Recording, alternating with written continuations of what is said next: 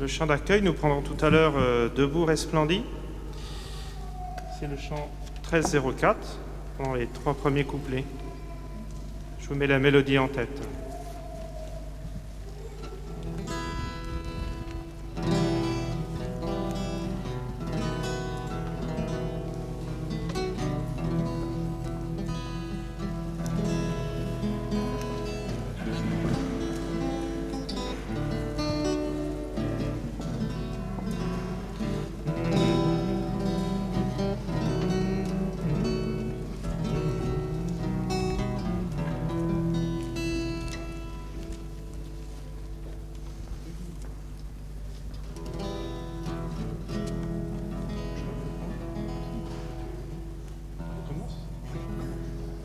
Nous allons commencer donc Debout resplendit, les 3 premiers couplets. Debout resplendis, car voici ta lumière, et sur toi la gloire du Seigneur. Debout resplendis, car voici ta lumière, et sur toi la gloire du Seigneur. Lève les yeux et regarde au loin, que ton cœur tressaille et se dilate. Voici tes fils qui reviennent vers toi, et tes filles portées sur la hanche. Jérusalem, Jérusalem, quitte ta robe de tristesse.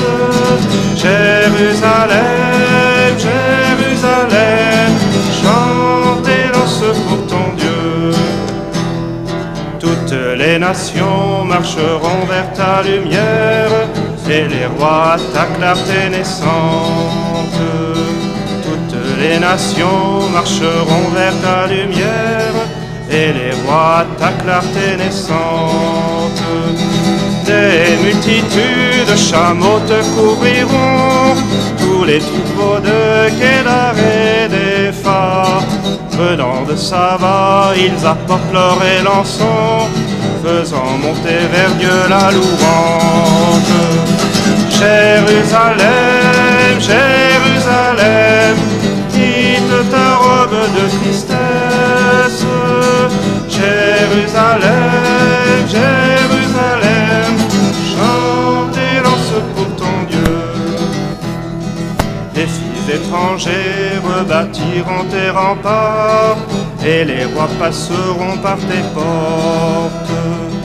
Les filles étrangers rebâtiront tes remparts, et leurs rois passeront par tes portes. La gloire du Liban viendra sur toi, on t'appellera ville du Seigneur. Les jours de ton deuil seront tous accomplis, parmi les nations tu me glorifieras. Jérusalem, Jérusalem, quitte ta robe de tristesse. Jérusalem, Jérusalem, chante et lance pour ton Dieu. Je vous en prie.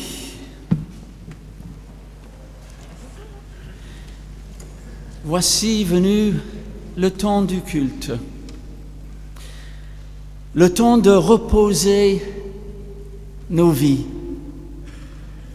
de quitter nos habits de tristesse parfois, de soucis, de tout ce qui peut nous faire froncer les sourcils. Et nous voici dans un temps pour reposer nos vies dans la parole de notre Seigneur. Car la parole de notre Seigneur peut toujours nous renouveler, nous redonner la foi qui brûle au fond de nos cœurs et qui nous rappelle cette parole de l'Ancien Testament. Voici le chemin, marchez-y. Alors voici venu le temps de donner de l'espace à notre prière, d'accueillir la présence qui nous bénit. Que la paix de Dieu, Père, Fils et Souffle Saint, soit avec nous tous ce matin. Qu'elle nous achemine vers l'espérance qui est au-dessus de toute espérance. Alors, bienvenue à toutes et à tous dans notre culte de rentrée ce matin. Laissez vos cœurs tressailler de joie. Laissez les enfants chanter avec nous, courir, faire du bruit, et les plus grands aussi, pourquoi pas. Nous venons de chanter « Danse pour ton roi », on va peut-être pas danser dans le temple ce matin, mais laissons éclater notre joie, car nous avons une espérance dans la foi qui est au-dessus de toute espérance, une espérance qui nous manque trop souvent dans la vie de tous les jours. Mais avançons maintenant vers cette espérance en nous inclinant devant notre Seigneur avec humilité. Une humilité qui vient du très fond de l'être, non pas simplement avec des paroles et des gestes traditionnels, mais avec une pensée et une parole qui vient du plus profond de l'être. Tu chantes pour nous, Seigneur, tu chantes pour nous tous un chant d'amour fidèle. Depuis les temps anciens. Et si souvent nous ne l'avons pas entendu, tu offres une eau claire en suffisance à notre soif. Et si souvent nous avons troublé l'eau des autres,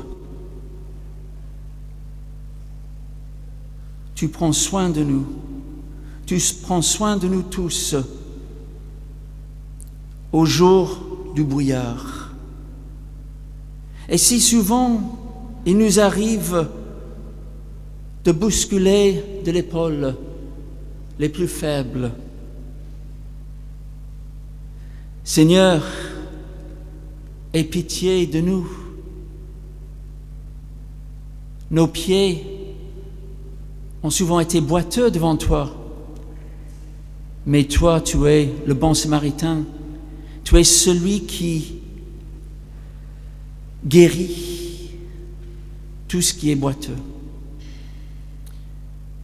Et tu es toujours avec nous, et nous ne voulons pas être tristes et sans espérance quand tu nous as tout donné. Alors, dans le visage de Jésus, le Fils en qui Dieu a mis toute sa tendresse, tu nous ouvres un chemin pour demain. Si nous t'écoutons, là où nous sommes agités, tu nous donneras la paix.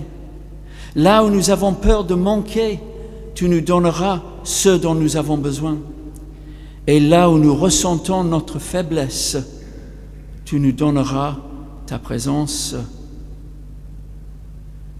Amen.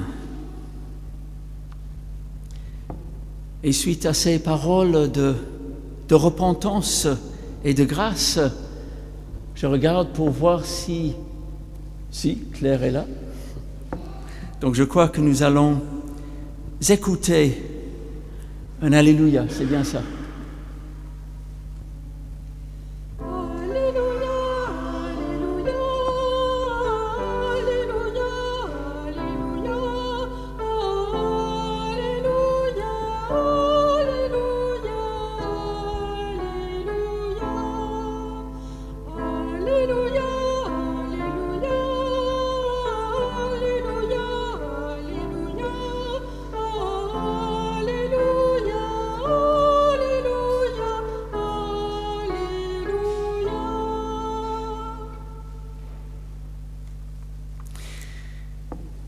Et je laisse maintenant la place à Emmanuel pour la lecture de l'Évangile. Évangile de Luc, chapitre 18, versets 1 à 8. Jésus leur adressa une parabole pour montrer qu'il faut toujours prier et ne point se relâcher. Il dit : Il y avait dans une ville un juge qui ne craignait point Dieu et qui n'avait d'égard pour personne.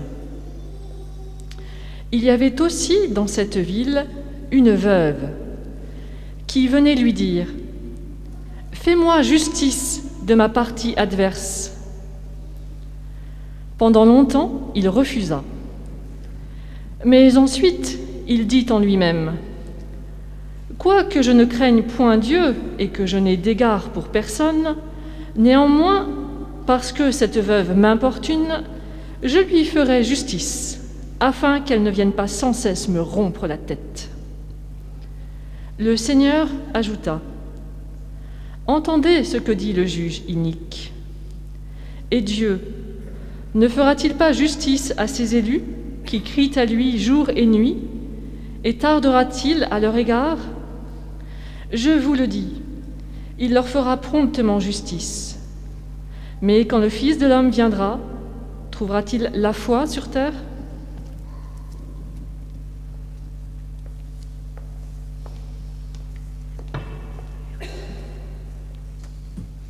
Voilà, et je vous invite à vous lever. Cette fois-ci, nous allons chanter l'Alléluia, pas seulement écouter Claire.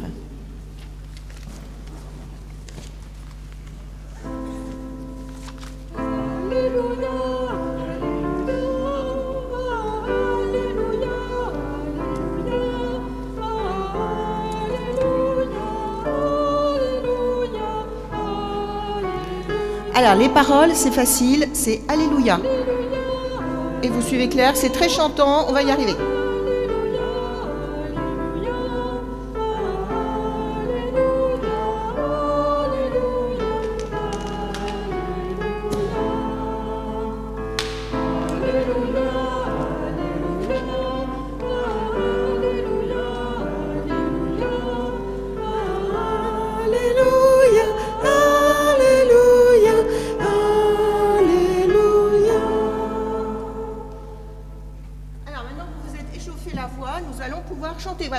L'Alléluia, c'est que c'est une acclamation. On est heureux d'être là.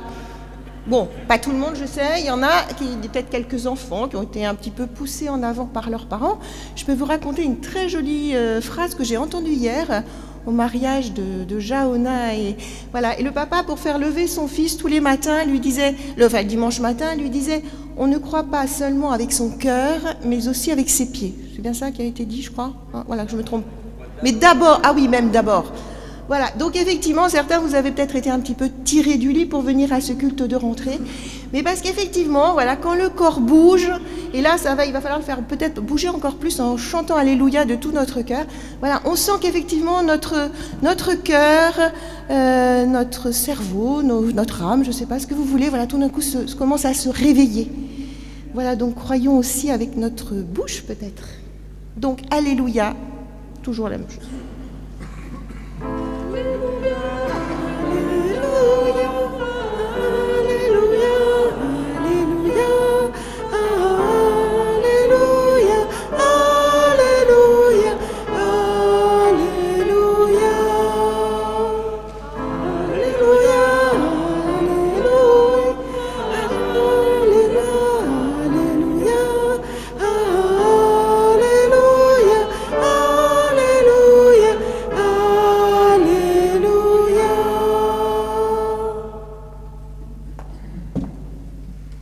Je vous invite à vous asseoir.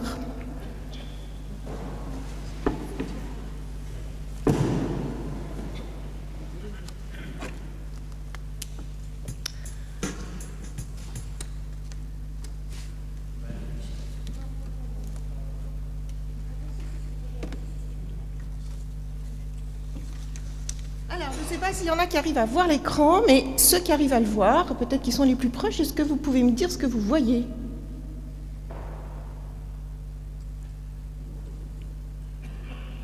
Peut-être les jeunes, venez devant, comme ça vous pourrez regarder là, vous voyez, il y a un tout petit peu de place, comme ça vous pourrez voir un petit peu l'écran et me dire ce que vous voyez.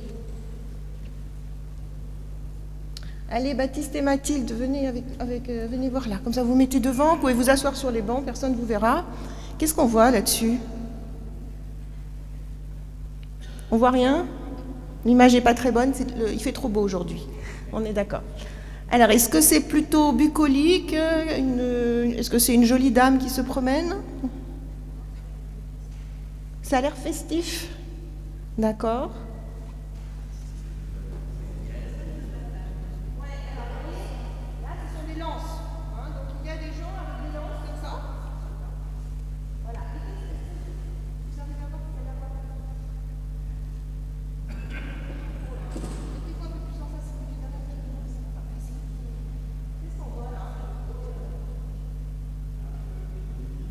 Une ville. Et elle est dans quel état, cette ville? Elle est détruite, elle est en train de s'écrouler. Voilà. Est-ce qu'aujourd'hui, on construit encore des villes comme ça, avec des remparts tout autour de nous? Non. Oui, alors je vois quelques personnes qui me disent mais quand même, il y a quelques murs dans le monde. Oui, alors c'est vrai que ça paraît sidérant, hein. On est quand même très longtemps après le Moyen-Âge et tout son système de fortification. Nous sommes plus de 30 ans après la chute du mur de Berlin, et pourtant, on continue à élever des murs un peu partout. Et j'ai même, alors du coup j'ai fait des recherches sur Internet hier, et j'ai même découvert qu'il y en a de plus en plus de murs frontaliers, et aujourd'hui on en évalue autour de 70. Enfin, c'était un article de 2019, donc j'imagine que malheureusement il y en a encore. Alors des murs de pierre, des murs de barbelés, voilà, un peu partout il y a des murs dans le monde. Alors on aimerait bien peut-être effectivement les détruire, mais peut-être qu'il y a aussi d'autres murs dans notre monde, des murs plus symboliques, le réchauffement climatique. Oui, vous pouvez y aller. Les vastes mouvements de population dus à la montée des mers ou aux sécheresses, les phénomènes climatiques extrêmes, le terrorisme, la pandémie. Et peut-être que dans nos vies personnelles ou professionnelles, il y a aussi des murs qui se dressent, plus ou moins hauts. Les pressions, les exigences sont fortes. J'ai discuté cet été avec pas mal de gens qui me parlaient des effets du télétravail qui, pour certains, sont assez bénéfiques, mais qui, pour d'autres, visiblement, ça augmente encore. Voilà, ils sont quasiment 100% sollicités tout le temps pour le travail. Dans nos vies, il y a des défis qui nous semblent trop grands, trop élevés, trop infranchissables.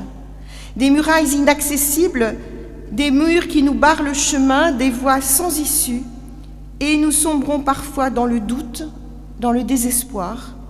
Comment lutter contre une maladie, contre un cancer? Comment retrouver un emploi pour subvenir aux besoins de sa famille? Comment se réconcilier? Comment échapper à la haine et à la culpabilité? Alors pour réfléchir ce matin, je vous propose de lire le texte de la prise de Jéricho dans le livre de Josué.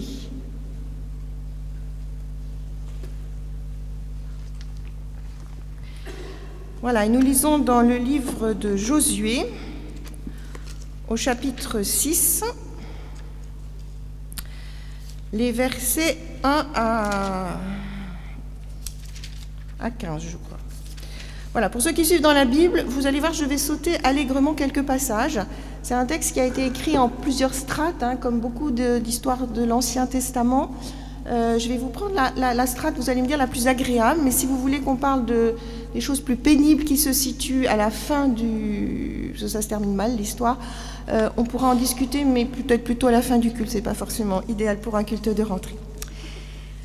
Alors, Jéricho était barricadé contre les Israélites, et personne ne sortait et personne n'entrait.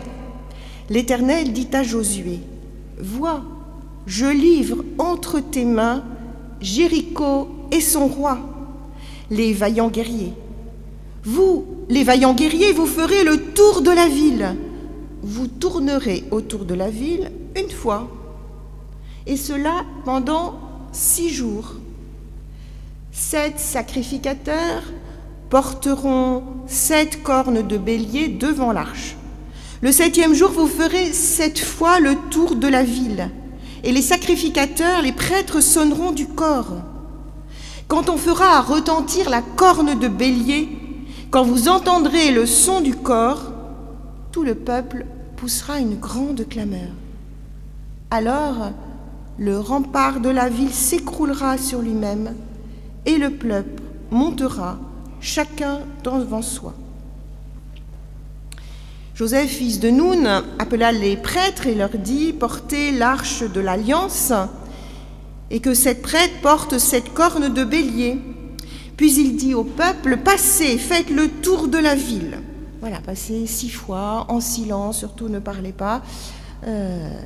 Et donc je continue au verset 12. « Josué se leva de bon matin, et les prêtres portaient l'arche de l'Éternel.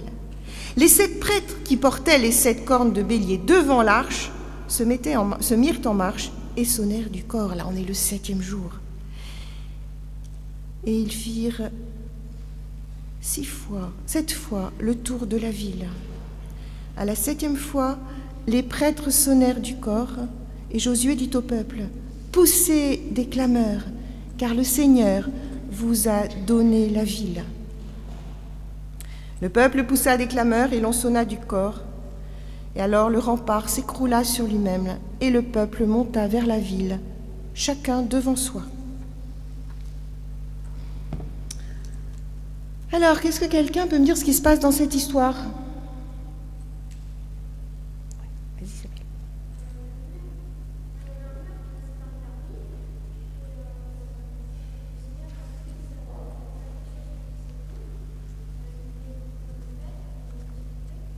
Voilà, donc effectivement, ils veulent prendre la ville, ils sont dans une logique de conquête, les Hébreux sont sortis d'Égypte, ont traversé le désert, et voilà, c'est l'entrée dans le pays de Canaan, sauf qu'il y a du monde dans le pays de Canaan, et il y a des villes, et une ville particulièrement bien défendue, qui est la ville de Jéricho. Enfin, en tout cas, c'est comme ça que nous le présente le texte biblique.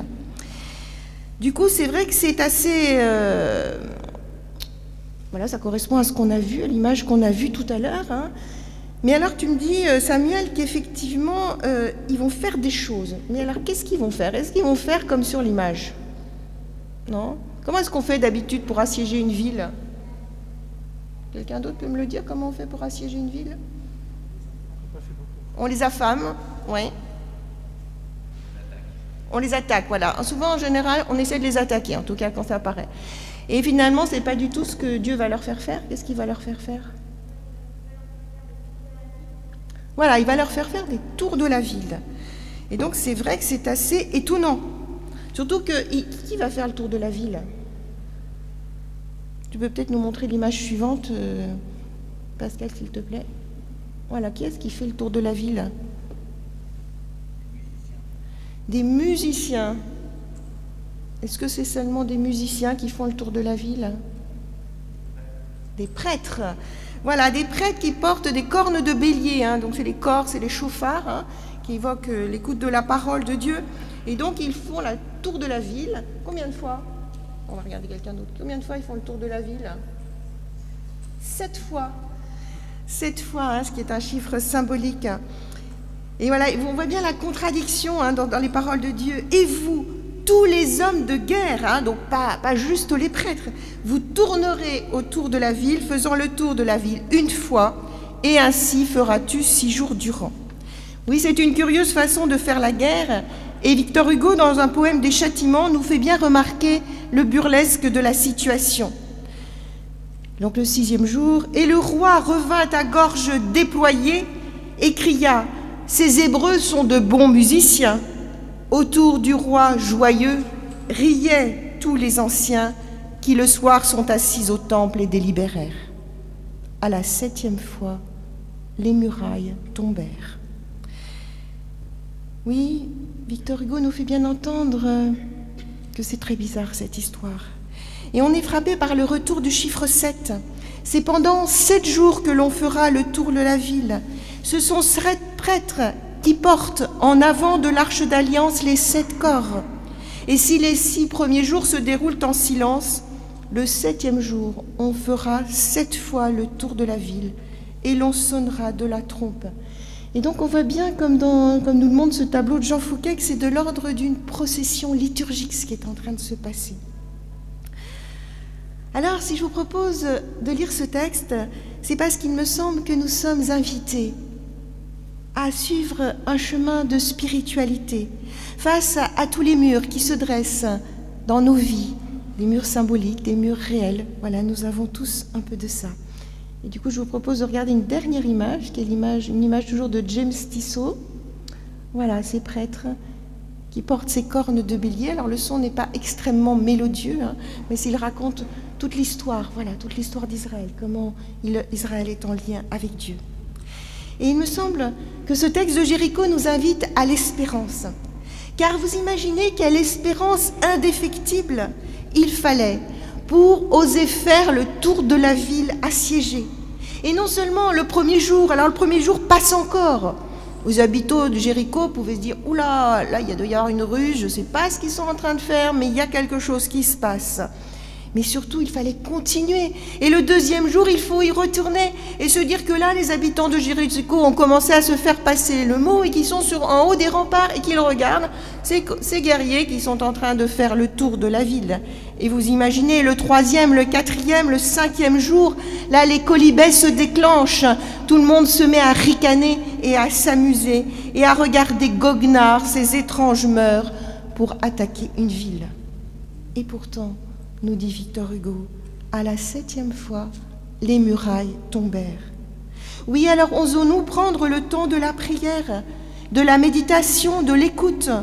Parce que finalement, c'est ça qui se passe pendant les 6 jours, parce qu'au début, c'est dans le silence. Oui, si souvent, peut-être comme les guerriers là, qui tournaient en rond autour de la ville, on a l'impression qu'il ne se passe rien. Et pourtant, reprenons donc les différentes étapes de cette histoire. 7 jours, sans qu'il ne se passe rien, ou si peu. Oui, c'est d'abord une invitation à la patience. À la patience parce que peut-être que c'est ainsi que nous pouvons peu à peu nous libérer de nos propres attentes. Souvent, nous savons exactement ce qu'il faut faire, ce que nous voulons et comment. Et peu à peu, quand on est face à un mur, on se dit qu'il va falloir faire tomber, laisser tomber toutes ces attentes, toutes ces volontés qui sont en nous pour accepter la situation telle qu'elle est. Et peut-être qu'il faut au moins 7 jours. Ce que Dieu conseille aux Hébreux n'est pas très compliqué ni fatigant. Simplement, tourner en rond avec un coffre sacré, sans perdre patience pendant 7 jours. Et pourtant, que cela nous semble parfois difficile. Que de murs se dressent devant nous, il faut accepter que ce ne sert à rien de foncer dedans. On peut pendant 7 jours faire le tour de la ville, faire le tour de la question, même si cela ne semble servir à rien. Tout n'arrive pas en un jour, il faut du temps pour entrer en intimité avec le Seigneur, découvrir qu'il va nous faire peut-être trouver un autre chemin que celui auquel nous avons initialement pensé. 7, c'est un chiffre symbolique. Vous savez ce qui s'est passé en 7 jours ? C'est la création du monde, voilà. Donc effectivement, quand il y a une histoire de 7, on se dit que ça a peut-être un rapport avec la création. Donc peut-être qu'effectivement, je disais quelquefois, quand on est face à un problème, on a plein d'idées, voilà, souvent, enfin, ça dépend des caractères, moi j'ai plutôt envie de foncer dans le mur directement, ça va plus vite, mais très souvent, il faut prendre du temps. Et peut-être ce temps-là pour non seulement peut-être faire le deuil d'un certain nombre d'attentes qu'on avait, mais du coup être recréé, 7 jours. C'est le temps d'être dans une nouvelle création, un nouvel état d'esprit. Et je me disais peut-être, on entend un petit peu quand on circule dans la rue, quand on va au café ou chez le coiffeur, on entend des gens parler du Covid et on entend il faut faire comme avant. Et chaque fois, je me dis, mais est-ce qu'on peut faire comme avant ? Est-ce qu'il ne nous faut pas prendre le temps ? Alors 7 jours, c'est bien sûr symbolique, mais de nous laisser recréer, de nous laisser avancer, mais en étant différents. On ne peut pas faire comme avant. Il faut inventer quelque chose de nouveau. 7 jours pour faire le tour de la ville, c'est peut-être aussi le temps de la réflexion, le temps de faire le tour des difficultés qu'il nous faut affronter. Nous avons parfois tendance à réagir vite, à prendre une décision en examinant qu'un seul point de vue, le nôtre en général. Alors peut-être qu'il y a une façon de voir autrement, de faire place à d'autres façons de raisonner, voilà, et de faire le tour de la question. Ça permet de se dire, ah oui, mais alors de tel point de vue, ça se voit autrement, puis peut-être de tel autre. Et peut-être, il ne s'agit pas, du coup, c'est pas nous qui sommes assiégés par le problème, mais c'est nous qui l'assiégeons. Voilà, on en fait le tour pour essayer d'explorer, de mieux comprendre. 7 jours aussi pour se taire, 7 jours pour alors 6 jours plutôt, mais voilà, c'est qu'à la 7e fois du 7e jour qu'on peut enfin pousser une clameur, une façon de faire taire l'agitation qui sans cesse nous pousse à nous activer. C'est un temps où nous pouvons faire silence pour recevoir ce que Dieu cherche à nous apporter. Et nous savons que c'est pas... Voilà, il suffit pas... Parfois, ça va comme ça, on ouvre la Bible et on entend quelque chose tout de suite, et parfois ça chemine. Voilà, on sent le texte biblique qui chemine lentement en nous. Et c'est peut-être aussi ça, ce temps auquel Dieu nous invite. Alors, avons-nous le regard d'espérance que portait Josué sur la ville de Jéricho quand Dieu lui a parlé? Savons-nous tenir tête à tous les prophètes de fin du monde qui se complaisent à nous annoncer toutes les catastrophes possibles? Finalement, nous voyons que nous pouvons nous aussi vivre le siège de Jéricho tous les jours, le vivre dans nos vies, face à tous les murs, face à toutes les divisions, face à toutes les haines. Oui, saurons-nous en faire le tour et saurons-nous avoir ce regard d'espérance, car elles sont déjà vaincues par la grâce de Dieu. Alors soyons les porteurs des trompettes de Jéricho, faisons les tours des murs de haine et de peur, faisons le siège des murs d'indifférence et de mépris qui divisent nos sociétés, avec ce que nous propose le Seigneur dans ce texte, l'écoute de la parole à travers les cornes de bélier, la patience et la mise en marche. Amen.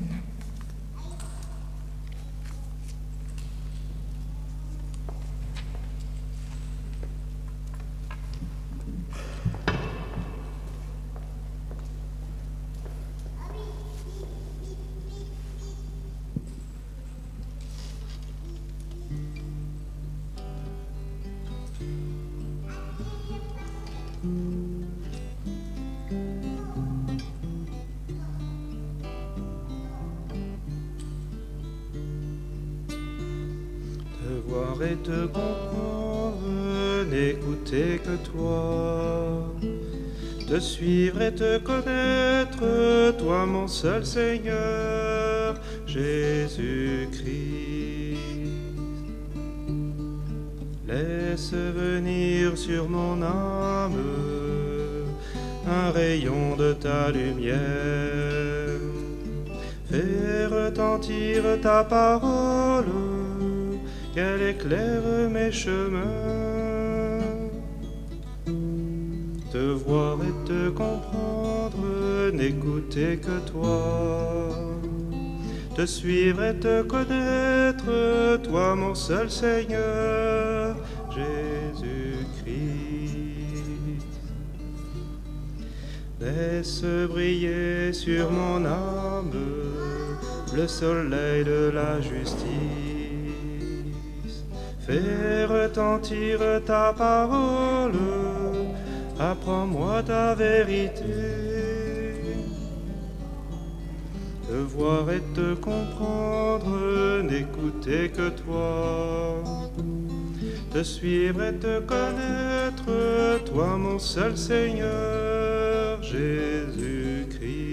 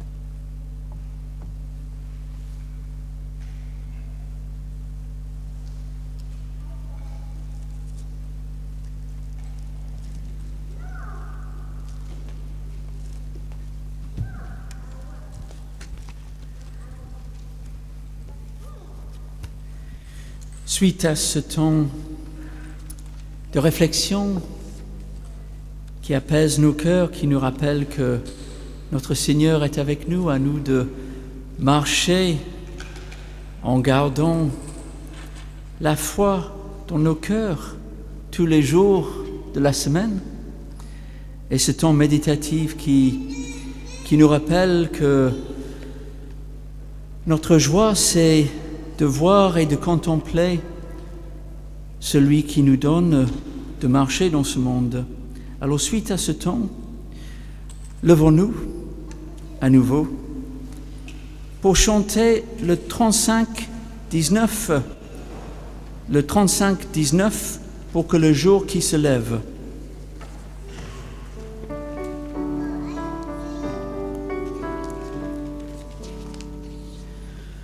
Pour que le jour qui se lève soit plus beau, pour que le ciel de nos rêves soit plus chaud, et pour que la joie qui chante soit toujours dans notre vie. Ô Seigneur, donne à nous ton esprit d'amour, pour que nos cœurs qui te cherchent soient plus forts, pour que la paix soit au creux de nos efforts, et pour que nos voix te chantent le merci de chaque jour. Ô Seigneur, donne-nous ton esprit d'amour, pour que ton cœur brûle en nous comme un grand feu, pour que l'espoir illumine enfin nos yeux, et pour que nos vies qui chantent soient lumière et vérité. Ô Seigneur, donne-nous ton esprit d'amour. Restons debout ce matin dans la foi et dans l'espérance. L'espérance surtout, car à la différence peut-être de beaucoup de courants de la société qui n'ont plus cette espérance dans un avenir meilleur, nous avons l'espérance, et l'espérance est au cœur de notre année d'Église. Nous avons notre espérance pour ce monde et pour le monde à venir. Alors, Dieu qui ouvre nos cœurs sur nos pauvretés d'aujourd'hui, sur nos tiédeurs et sur nos peurs, nous apportons une parole pour dire « Nous croyons. Nous croyons que tu es la source et l'origine de toutes choses. En toi, la vie prend la couleur d'une naissance. C'est pourquoi nous pouvons t'appeler Père. Nous croyons qu'en Jésus, le Fils de ta tendresse, tu donnes à chaque être son visage d'humanité. C'est pourquoi toute rencontre porte en elle son espérance. Nous croyons que l'Esprit délie nos cœurs et nous rejoint dans nos existences. C'est pourquoi nos cœurs sont plus légers quand nous passons du temps avec toi. Dieu qui ouvre nos cœurs sur nos tiédeurs et nos peurs, sur notre foi qui cherche ses mots, qui balbutie parfois, nous apportons une parole pour dire « nous croyons ». Et nous pouvons dire, pour sceller cette confession tout simplement, une petite phrase « Nous croyons en toi, notre Seigneur, tu es le chemin de la vie. » Nous croyons en toi, Seigneur, tu es le chemin de la vie. Je vous invite à vous asseoir pour écouter clair qui va chanter un beau chant qui s'appelle « Oh Freedom ». Et c'est le 5608 dans nos cantiques, 5608 dans nos cantiques. Et est-ce que, si l'Assemblée le souhaite, elle peut chanter avec toi? Donc le 5608, les 4 strophes. Et en anglais, attention, c'est « Oh Freedom » en anglais.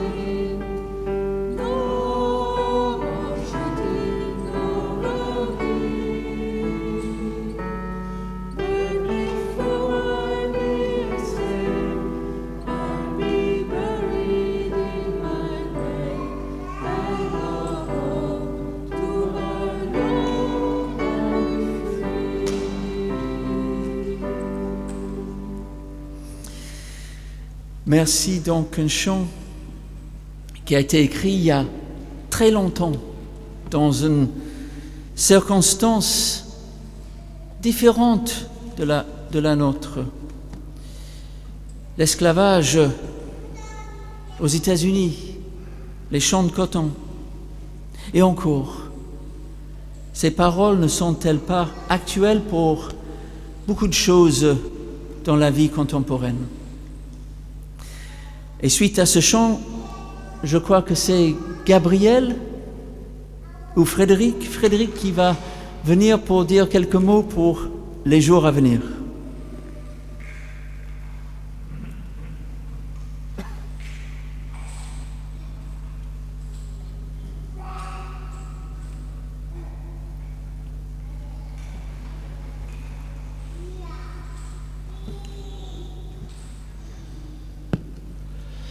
Bonjour à toutes et à tous, en ce jour de culte. Bonjour aussi à tous ceux qui nous rejoignent et qui nous regardent actuellement sur YouTube. Merci donc de nous rejoindre pour ce temps de culte de rentrée qui marque le temps des retrouvailles fraternelles et d'un nouvel engagement personnel et communautaire. Pensons en ce jour tout particulièrement à nos jeunes catéchumènes et tous ensemble, prenons le temps de fixer nos regards sur le Seigneur et de marcher avec lui. Et comme nous y invite Ésaïe, comptons sur l'Éternel pour renouveler nos forces. Prenons notre envol comme les aigles et courons sans nous épuiser, marchons sans nous fatiguer, et nous pourrions dire, marchons pour faire tomber nos murailles. Voici venu le moment de l'offrande. Et pendant ce moment, je vais vous lire quelques annonces. Mais avant, souvenons-nous que notre offrande ne pourvoit pas seulement à des besoins humains, elle est aussi une source d'action de grâce envers Dieu. Elle est un des signes de nos convictions et de notre engagement. Alors vous l'avez vu dimanche dernier, nous avons repris les moments de célébration de la scène, et celles et ceux qui souhaitent se mobiliser pour préparer ce temps de partage peuvent se rapprocher des pasteurs afin de permettre au conseil presbytéral d'établir un calendrier. Il nous faut pour chaque célébration de la scène 4 personnes disponibles pour que tout se puisse se dérouler dans de la meilleure des façons. Alors, le calendrier des rencontres à venir. Alors, samedi 18 septembre à 16h30 à la maison paroissiale, il y aura la réunion du groupe Crosspoint sur le thème « Prier 15 jours avec Luther ». Nous aurons bien sûr les week-ends des 18 et 19 septembre, les journées européennes du patrimoine. Au programme des visites du temple, de la musique et des contes bibliques. Vous retrouverez tout le programme détaillé dans le lien fraternel. Alors, les personnes qui souhaitent participer à l'accueil peuvent s'inscrire auprès de Véronique Marin-Pouy. Il reste encore des places et il y a sur certaines tranches horaires une seule personne de mobiliser. N'hésitez pas à vous inscrire pour faire en sorte qu'il y ait plus de monde. C'est toujours bien d'être 2 personnes au temple pour accueillir les personnes qui vont venir. N'oubliez pas non plus de réserver les week-ends des 2 et 3 octobre pour la brocante de solidarité au 45 rue de Buffon de 12h à 18h. Parlez-en autour de vous afin qu'il y ait le plus de personnes qui puissent venir à cette journée de brocante. Sur les ondes de la radio RCF, l'émission La Bible chemin faisant, qui commencera lundi 13 septembre à 11h, rediffusion le même jour à 19h30, puis le dimanche 19 septembre à 11h. Ceux qui souhaitent s'inscrire pour l'accueil au temple sont priés de se rapprocher de Jonas. Et pour celles et ceux qui souhaiteraient soutenir l'équipe d'organisation des cultes filmés, merci de vous signaler auprès de Pascal ou des pasteurs. Pascal qui est ici derrière la caméra. Pour terminer ce temps d'annonce, ayons aussi une pensée joyeuse et prions le Seigneur pour la bénédiction de mariage d'Anna et de Johanna qui s'est déroulée hier.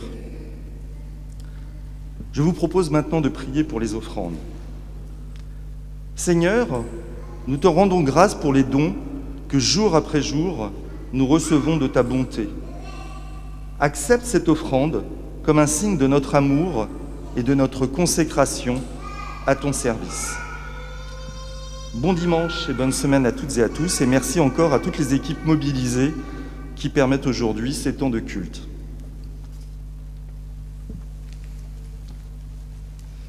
Voilà, j'invite maintenant les catéchumènes, alors ceux qui étaient là l'an dernier, déjà à venir. Voilà, il y en a quelques-uns qui sont là, c'est chouette, merci. Vous venez devant. Anna, Émile, Samuel va commencer à venir, Mathilde aussi, voilà, l'autre Mathilde. Oui, les 2 Mathilde, vous venez. Vous venez là devant, à côté de moi, ça sera plus facile, venez à côté de moi. Voilà, mettez-vous sur le côté. Oui, Baptiste aussi.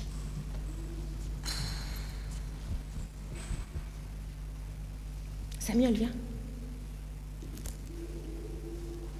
Bon, je crois que j'oublie personne. Il y en a qui arrivent à se faire oublier, peut-être. Alors, aujourd'hui, c'est le culte de rentrée, donc on est vraiment heureux que vous soyez là. Voilà, c'est un beau cadeau que vous nous faites. Où est-ce qu'il est, Samuel? Ah oui, t'es là, voilà. C'est un beau cadeau. Et alors, comment est-ce qu'est-ce qu'on étudie au catéchisme? Une anti-sèche. Voilà. Et du coup, de quoi est-ce qu'on a besoin pour faire du catéchisme? Et une Bible, voilà. Alors oui, il y en a qui en ont déjà plein chez eux, sans doute tous d'ailleurs, mais ça sera la vôtre. Voilà. Donc on va remettre à ceux qui vont rentrer en première année, on va leur remettre une Bible.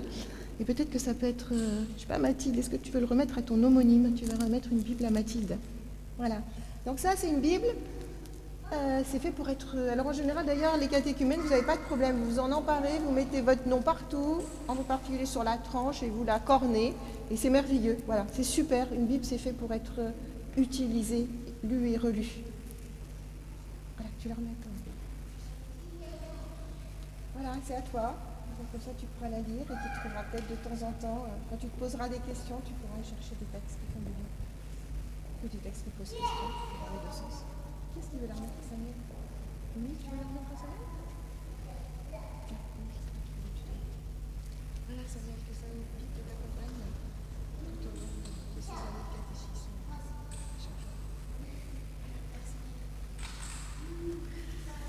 Voilà, et bienvenue aussi. Il y a des enfants que j'ai reconnus qui sont là pour l'école biblique. Donc, merci à vous tous d'être là.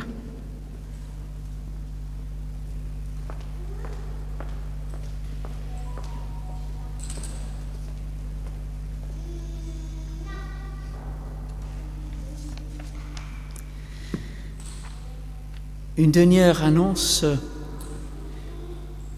J'ai été contacté cette semaine par le pasteur Andrew Rossiter de l'Uniray et Dieppe qui souhaite conduire une cérémonie d'obsèques ici au Temple Saint-Éloi mardi 14 septembre à 14h en souvenir de Monsieur Jean-Luc Durin. Alors, Monsieur Durin était sur nos registres ici à Rouen, mais il fréquentait, comme ça peut arriver, la paroisse de l'Uniray et Dieppe. Donc, il y aura des obsèques de M. Durin, qui est décédé cette semaine, donc mardi à 14h ici au Temple.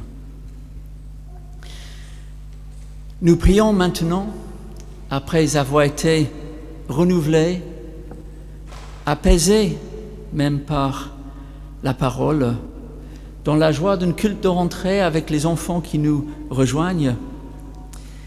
Alors nous prions. C'est la mission de l'Église. Père, nous venons à toi dans la prière. Et c'est une manière de faire place à un autre que nous-mêmes. Nous venons à toi et c'est une manière de libérer notre regard de ce qui l'encombre, une manière de nous délier du manque de confiance, de lâcheté ou de colère qui nous retiennent attachés. Là où nous sommes tentés de nous replier sur de l'amertume, ouvre-nous à la tendresse qui est en toi. Là où nous crispons sur l'attente d'être aimés, emmène vers la générosité qui porte la joie. Là où nous avons peur de manquer, donne-nous de regarder ce manque comme une source de fécondité. Notre prière, Seigneur, c'est aussi une manière d'accompagner les situations douloureuses et de rendre grâce pour les situations heureuses. Nous nommons aujourd'hui celles et ceux qui vivent un temps de difficulté. Nous prions pour eux dans nos cœurs. Nous prions pour les personnes qui vivent un temps de deuil, un temps de maladie, un temps de fatigue. Et nous voulons penser en particulier à toutes ces populations qui sont durement touchées en ce moment par des catastrophes naturelles, si on peut les appeler ainsi que tout ce qui est fait des mains de l'homme. Nous pensons au peuple d'Afghanistan, d'Haïti, de certaines régions de Madagascar et de tout autre pays du monde où il y a la famine, la guerre, la maladie, sans forcément qu'on en parle beaucoup dans les journaux. Mais nous nous réjouissons aussi avec celles et ceux qui reprennent pied et qui ont des envies pour demain. Et nous nous réjouissons des écoles et des universités qui ouvrent pleinement leurs portes cette année. Et nous te prions pour tous les enfants et toutes les équipes enseignantes qui font leur entrée. Bénis aussi notre Église partout dans le monde et ici à Rouen. tout au long de cette année. Bénis aussi nos églises sœurs et aussi les communautés d'autres religions. Garde-nous, nous t'en prions, toujours accueillons à celles et ceux qui cherchent leur voie et qui vivent leur foi autrement que nous. Préserve-nous de toute suffisance quand tout va bien et garde-nous dans la foi et l'espérance quand tout va mal. Et que la tendresse que tu poses sur chaque être humain puisse être posée sur nous en te disant par ce chant, nous allons chanter le Notre Père ce matin, Notre Père, donc nous allons le chanter.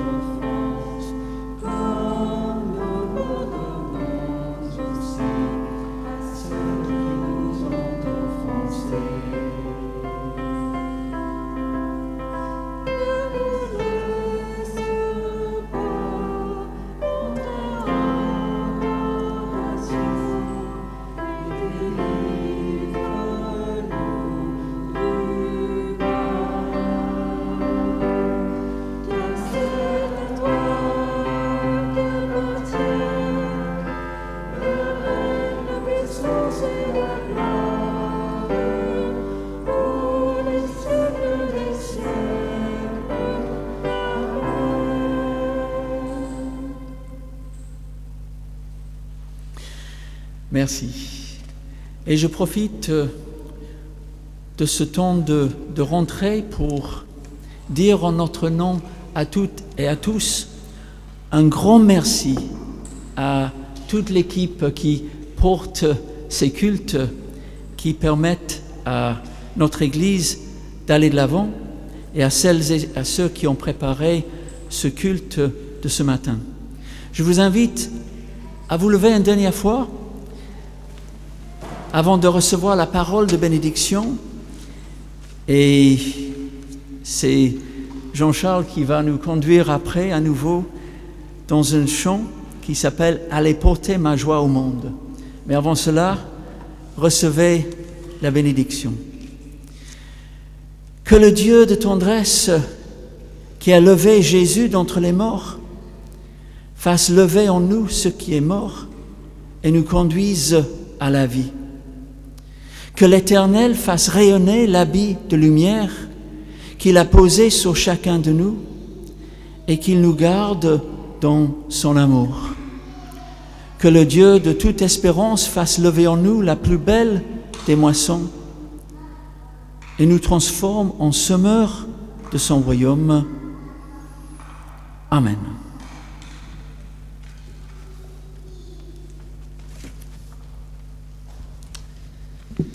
Dans la joie de notre célébration, portons ce que nous avons reçu, portons la joie du Seigneur. Je compte sur vous pour donner de la voix, hein. Vous avez entendu Odile, ce qu'elle a dit tout à l'heure. Et vous pouvez aussi frapper dans vos mains également, ça permettra de rythmer ce chant d'envoi. Vers les hommes sans lumière, allez porter la paix, cette amitié qui éclaire, portez l'amour qui ne finit jamais. Allez porter ma joie au monde, par toute la planète, portez ma joie au monde, portez ma fête. Allez porter ma joie au monde, par toute la planète, portez ma joie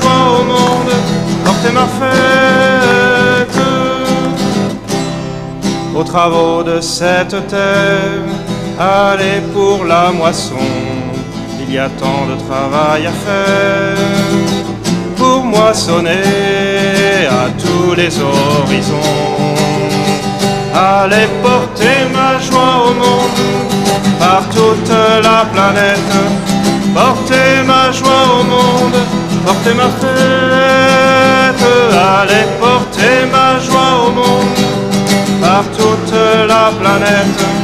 Portez ma joie au monde, portez ma fête.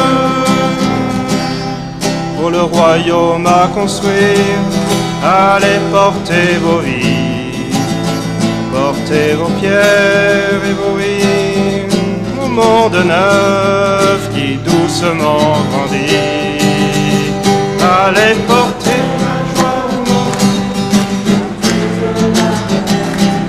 portez ma joie au monde. Allez porter ma joie au monde, par toute la planète. Portez ma joie au monde, portez ma fête.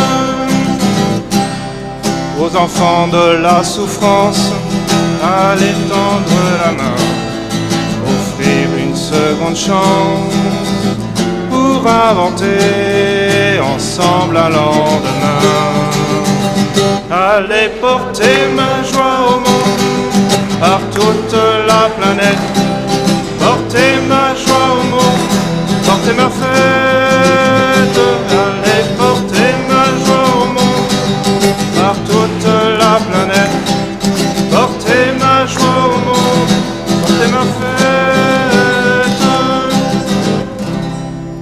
Bon dimanche à tous. Bon dimanche, à bientôt.